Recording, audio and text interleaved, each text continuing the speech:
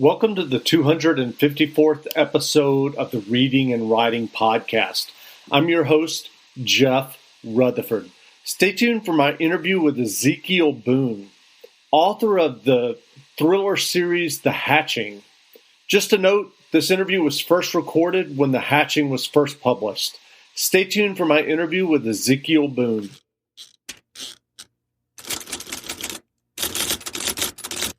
Welcome back to the Reading and Writing Podcast. My guest today is Ezekiel Boone, author of the novel The Hatching. Ezekiel, welcome to the podcast. Thank you for having me. Well, first we can explain to listeners that Ezekiel Boone is a pseudonym. Your real name is Alexei Zentner, and you've written previous novels, Touch and The Lobster Kings. So I guess the first question is, why did you decide to publish The Hatching under a pseudonym?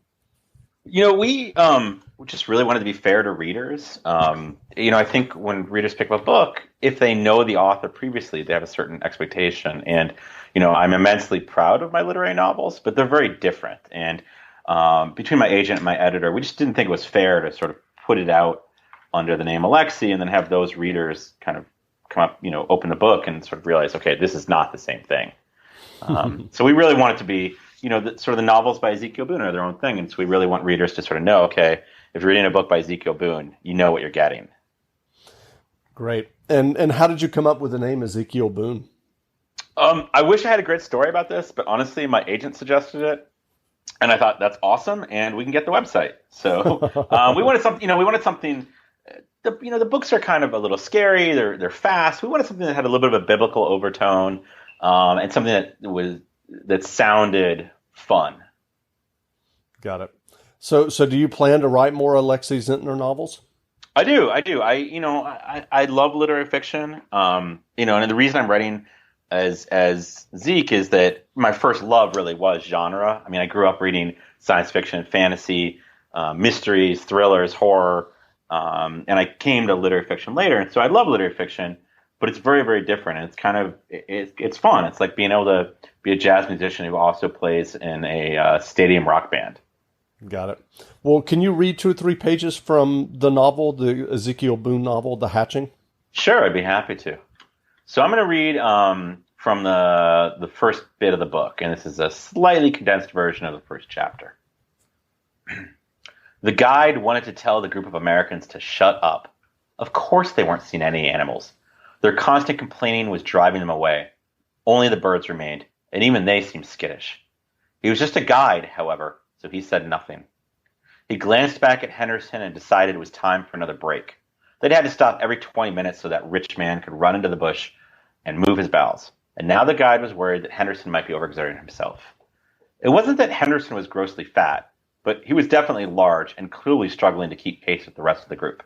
The tall man, who was Henderson's bodyguard, and the 3 women, though, were all in good shape. The women, in particular, all looked embarrassingly athletic and young, 20 or 30 years younger than Henderson. It was obvious the heat was getting to him. His face was red, and he kept mopping at his forehead with a damp handkerchief. Henderson was older than the women, but he looked too young for a heart attack. Still, the guide thought, it wouldn't hurt to keep him well hydrated. The day wasn't any hotter than normal, but even though the group had come directly from Machu Picchu, they didn't seem to understand they were still at elevation. They weren't actually inside Manu National Park, which they didn't seem to understand either. The guide could have explained that they were technically allowed only in the larger biosphere area, and the park itself was reserved for researchers, staff, and the indigenous Machigangua, but all it would have done was disappoint them even more than they already were. Any chance we'll see a lion, Miggy? One of the women asked him. The woman next to her swung off her backpack and dropped it to the ground. For God's sake, Tina, the woman said, shaking her head so that her hair swung around her face and her shoulders. We're in Peru, not Africa. You're going to make Miggy think that Americans are idiots. There aren't any lions in Peru. We could see a jaguar, though. The guide had introduced himself as Miguel. They'd immediately taken to calling him Miggy, as if Miguel were just a suggestion. Well, he did not think all Americans were idiots. When he wasn't leading expeditions of tourists on eco-treks, he often worked with scientists inside the park, most of them from American universities. He was beginning to think that, despite the presence of Henderson, who was by all accounts a genius, this particular group seemed to have more idiots than normal. They were not going to see a lion, and no matter what the woman said, they weren't going to see a jaguar either. Miguel had been working here for the tour company for nearly 3 years, and even he'd never seen a jaguar. Not that he was truly an expert. He'd been born and raised in Lima, and the only reason he was there, instead of back in the city of more than 8 million, was a girl. They'd gone to university together, and when she landed a plum job as a research assistant, he managed to squirm his way into helping out inside the park occasionally. He watched the Americans take water or little bars wrapped in plastic out of their backpacks, and then he walked a few paces further down the path. He was made nervous today by the jungle. It was unsettling how quiet it was aside from the nattering of the group behind him. They'd been complaining about the lack of animals, and if he'd been honest with them, and he hadn't because that was not what a guide was paid to be, he would have told the group that he was bothered by it as well. Usually they would have seen more animals than they could have asked for. Sloths, capybara, brocket, monkeys. God, they loved the monkeys. The tourists could never get enough monkeys. And insects, of course. They were usually everywhere, and when all else failed to keep the tourists entertained, Miguel, who'd never been scared of spiders, would often pick one up on the end of a branch and surprise one of the women in the group with it. He loved the way they shrieked when he brought it closer for them to see, and the way the men tried to pretend as though the spider didn't bother them. Miguel watched Henderson disappear into the trees so he could go to the bathroom, and then turned to look ahead again. The tour company kept the path well enough maintained that it was easy to move tourists along when there wasn't somebody like Henderson who needed to keep stopping. They bulldozed a strip and then tasked the guides to stand on the path so no one would get lost. There wasn't a cloud anywhere, and for a moment Miguel wished he were on a beach instead of leading this group of Americans. A bird flew over the breach in the canopy. The guide watched it for a second and was about to turn back to the group to see if Henderson had made it back from his bathroom break when he realized something was wrong with the bird. It was flapping its wings frantically, moving erratically. The bird was struggling to stay in the air. But there was something more. The guide wished he had a pair of binoculars because the bird's feathers looked wrong. They looked like they were rippling, like the bird fell from the sky. It stopped struggling and simply plummeted. Miguel shivered. The women were still chattering behind him, but there were no other animal sounds in the jungle. Even the birds were quiet. He listened more closely, and then he heard something. A rhythmic pounding. Leaves crunching. He just about figured out what it was when a man burst around the bend in the path. Even from 100 meters away, it was clear something was wrong. The man saw Miguel and screamed at him, but Miguel couldn't make out the words. Then the man glanced at the path behind him, and as he did so, he tripped, falling heavily. It looked to Miguel like a black river rushed up behind him. The man had only managed to get to his knees before the dark mass rolled over and around him. Miguel took a few steps backward, but he found that he didn't want to turn away. The black river stayed on top of the man, roiling and building as if it was dammed by something. There was a lumpy movement, the man underneath still struggling, and then the lump collapsed. The black water splashed out to cover the path. From where Miguel was standing, it looked like the man had simply disappeared. And then the blackness started streaming toward him, covering the path and moving quickly, almost as fast as a man could run. Miguel knew he should be running, but there was something hypnotic in the quietness of the water. It didn't roar like a river. If anything, it seemed to absorb sound.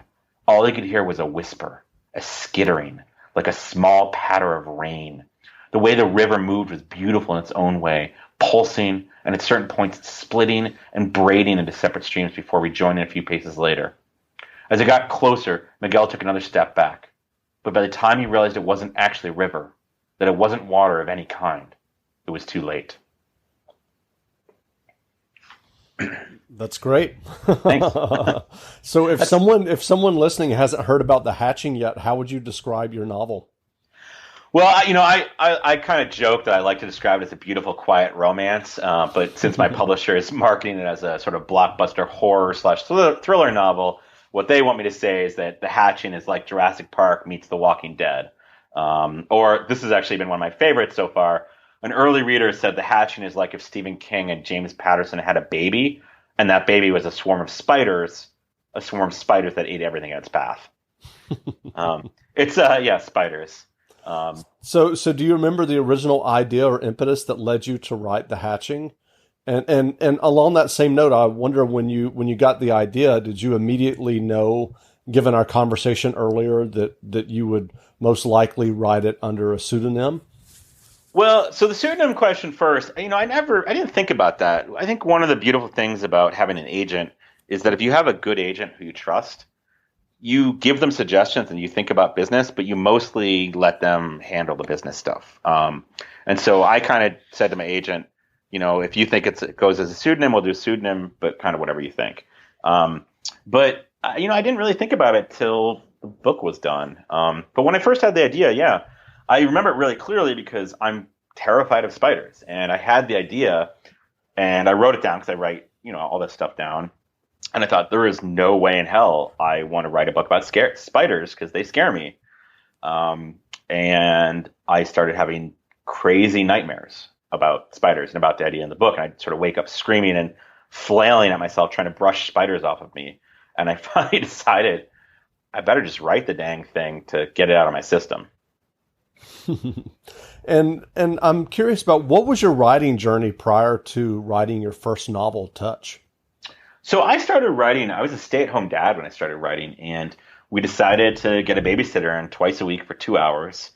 And, at the time, that sort of $20, $25 we paid the babysitter was a lot of money for us. And I remember the first day I went out to write, the first day I was like, okay, I'm going to really try this. I went out to a coffee shop, and I spent 2 hours on the internet. And shockingly, I didn't do anything. And so I came home, and then the babysitter did that thing that babysitters do where they expect you to still pay them even though I didn't get any work done. And I was like, okay, I better do this. But, I've always been a reader, and I think it just took me a really long time to realize that if I wanted to be an author, that meant I actually had to write, and I actually had to work at it. I think a lot of aspiring writers, what they want is they want to be an author. And they forget that to be an author, you first have to be a writer. And so are you working on another novel now? I am. The Hatching is the first book in a series, and the second book is in, and it's in production, which for listeners who don't know, that means that, it's going through copy edits now, and, the cover is getting solidified, and they're starting to do all the things they do that makes a manuscript look like an actual book. And so I'm, that's done. I'm working on the third book. I have another Ezekiel Boone book that I have just finished. I hope it's finished. We'll see what my agent says. And sort of always working on new stuff. I'm a writer, so it's what I do. That being said, today, actually, no, I've just been swimming in the lake and taking my niece and nephew water skiing. So that's all I've been doing today. Gotcha. So you said that you had written this. The second book was already in production. Can you talk about that at all? I can. So it's called Skitter. And I think, so the best way of putting it is if you thought it's the Hatching, but the stakes have been raised a hell of a lot. Spiders are meaner and bigger, and the world is in a lot more jeopardy. The Hatching sort of ends with this. It's funny, the Hatching, when we send out advanced reader copies, which again, for listeners who don't know, it's like a bound version of the book that you send out early for early readers to sort of read.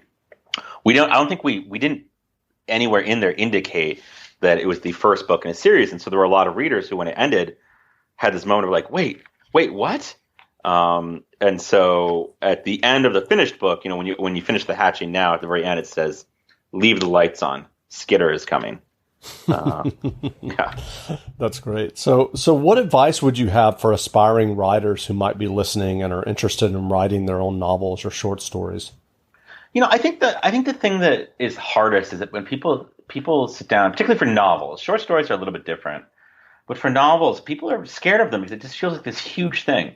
And they are when you're done, but nobody sits down and writes a novel. You sit down and you write a few words and a few sentences and a few paragraphs. And, if an average novel, like I think the Hatching is, it's about 330 pages, I think. And that translates into about 90,000 words. Well, I didn't sit down and just type 90,000 words. But if you think about it, if you type 1,000 words a day, that's a book in 3 months. And 1,000 words a day is doable. That's a page or two a day. And even if you just write 1 page a day, that's a book a year. So I think it's just sort of understanding you got to sit down and just do it piece by piece. But the first thing is doing it. I think so many writers are afraid that their work won't be very good, and they know that as soon as they start writing, they're committed to something, and so they're afraid to start. I think you just have to, at some point, say screw it and go for it.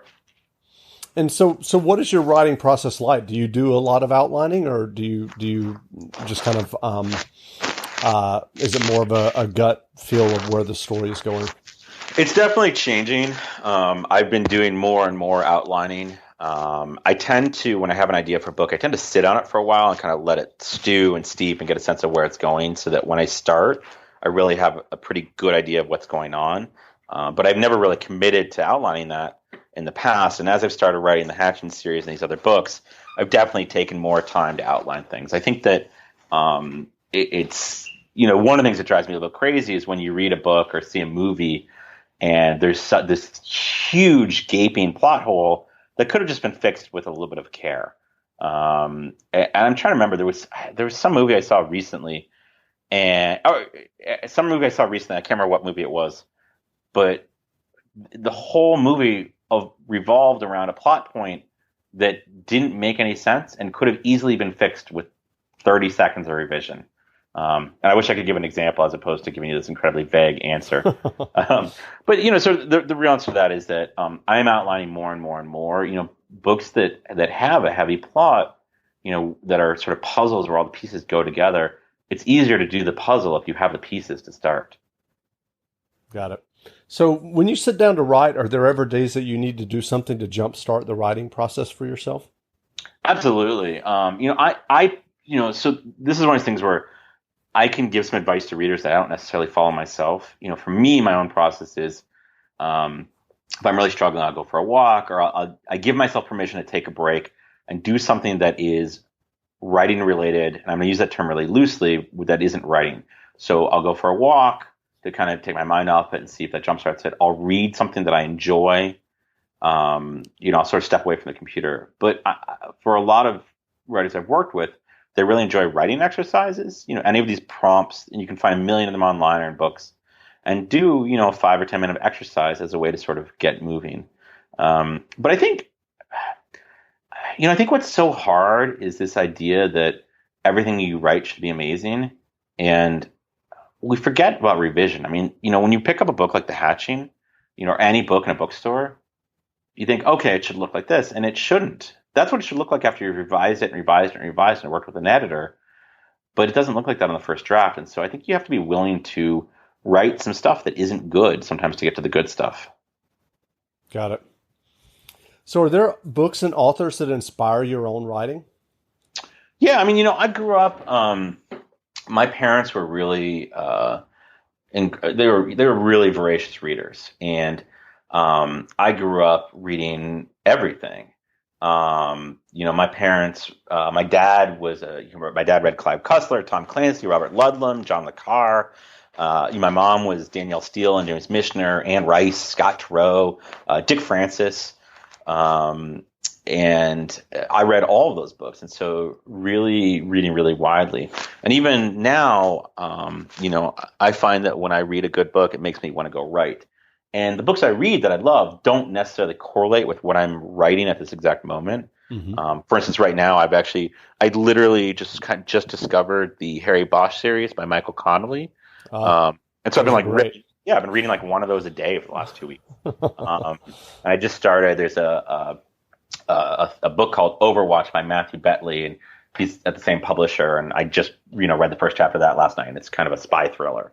And so, love those kind of books and love science fiction and fantasy and all kinds of genre, as well as literary fiction. And so it's not sort of one author. Let me back up for a second. I think that, one of the questions that authors get asked is sort of who inspires you and who are the readers you love, writers you love. And I think that all that really matters is that you read. I kind of always say that if you ask a writer if they read and they say no, they're either lying to you or they're not a good writer.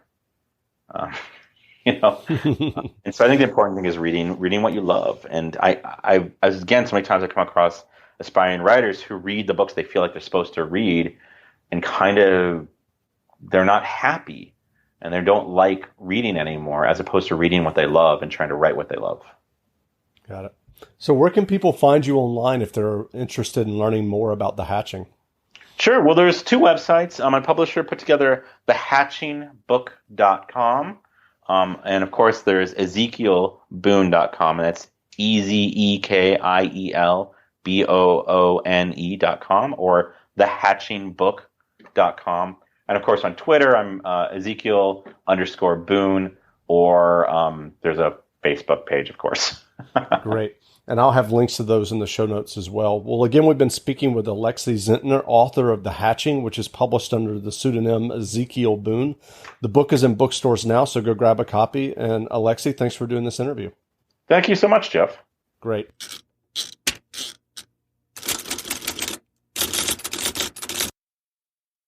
Not since flying reindeer have the holidays seen something so amazing. Just in time to make selfie-ready holiday hair easy. Introducing the do-it-all styling tools for glam holiday hair. The holidays are happier with glam hair. And the Knot Doctor all-in-one dryer brushes from Conair makes it easy. Detangle, dry, and style in one step. No elf needed. The Knot Doctor collection has a dryer brush for every hair type and style. The pink smoothing paddle dryer brush has Flexolite bristles for painless detangling and high-performance power for quick styling and smooth, shiny results. And the purple dryer brush comes with a bonus volumizing attachment to boost lift and volume at the roots. It's perfect for salon blowouts at home. And since they're ideal for every hair type and length, they make great gifts for everyone on your list who wants beautiful hair without the hassles. Shop the Knot Doctor dryer brushes at Conair.com or at your favorite retailers now.